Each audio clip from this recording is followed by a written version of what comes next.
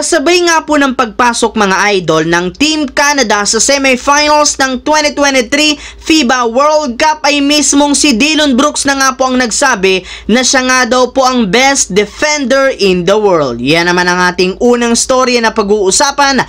Nasasamahan ko na rin yan ng balitang sikat na nga daw po sa American media si Renz Abando at ang lumabas na balitang trade proposal ni Nikola Vucevic sa Golden State Warriors. Kaya mga idol, tara, halina't alamin natin ang buong detalye nito.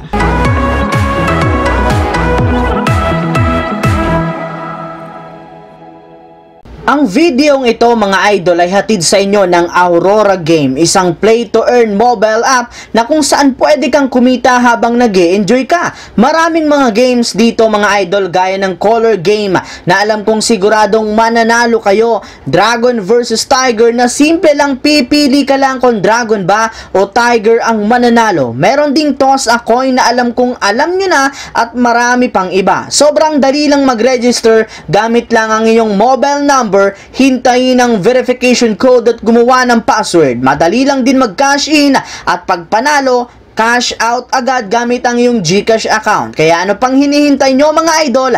Mag-download na at manalo. Nasa comment section ang link para makapagsimula na kayo. Katulad nga po mga idol ng napag-usapan natin noong nakarang araw, sinabi na nga mismo ni Dillon Brooks na gusto nga nitong makatapat sa finals ang Team USA, gayong plano nga talaga niya itong talunin bago nila makuha ang kampeonato ngayong FIBA World Cup. Alam rin naman nga po niya na malakas ang Team USA sa pagkakaroon nila ng napakaraming NBA players, kaya hindi nga magiging madali para sa kanila na talunin ito. Pero kahit man nga ganoon, pinapangako nga po niya na tatalunin nila ang Team USA at para nga mangyari iyan, kailangan muna nga po nilang patumbahin ang Serbia sa kanilang magiging bakbakan sa semifinals ng FIBA World Cup. At kahit man nga po mga idol, hindi pa nakakaabot sa finals ang Team Canada, nagsisimula na naman nga pong mag-ingay ngayon ang isang Dillon Brooks. Sa katunayan, sinabi nga nito sa mismo sa harap ng media na siya nga daw po ang best perimeter defender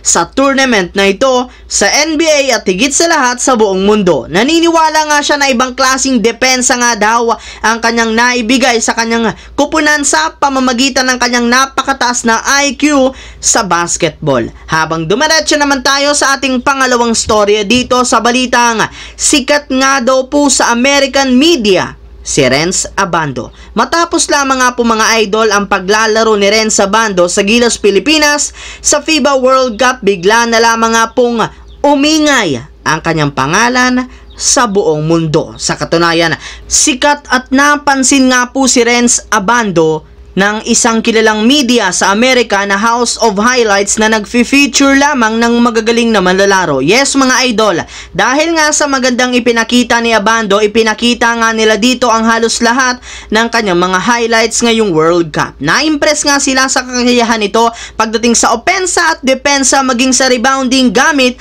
ang napakataas na talon niya. Dagdag pa nga po dyan, meron pa nga pong isang NBA writer mismo ang nakapansin sa kanya mula sa Essential Sports na tinawag pa siyang Air Abando, gayong sa kabila nga po ng height nito na 6'2", na ipamalas pa rin naman ito na kaya niyang makipagsabayan sa mga international players. Kaya dito na nga po mga idol nagsimula ang rumors na bibigyan nga daw siya ng kontrata ng NBA, lalo na ng Golden State Warriors. Yes mga idol, dahil nga sa pagiging sikat dito ni Abando, marami na nga po agad ng mga fans ang nagsasabi na makakakuha siya ng kontrata sa NBA, which is hindi rin naman totoo ayon sa naging pahayag ni Renz Abando sa kanyang mismong social media account.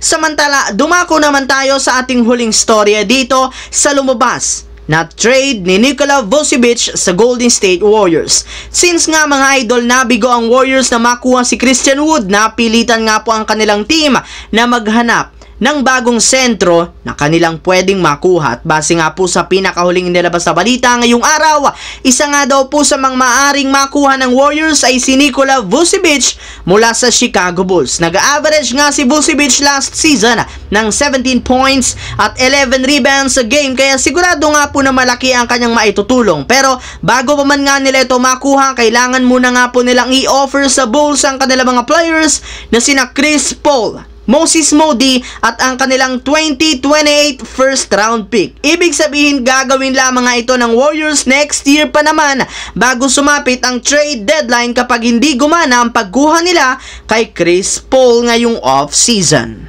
So yun lamang mga idol ang ating bagong video na ating pinag-usapan ngayon dito sa aking YouTube channel. Once again, this is your J-Zone TV. Huwag kalimutang mag-like at syempre mag-subscribe. Pindutin ang notification bell sa akin channel para lagi kayo maging updated sa mga videos na inilalabas ko. I-follow, bisitahin at i-like ang ating Facebook page, J-Zone TV. Thanks for watching mga idol.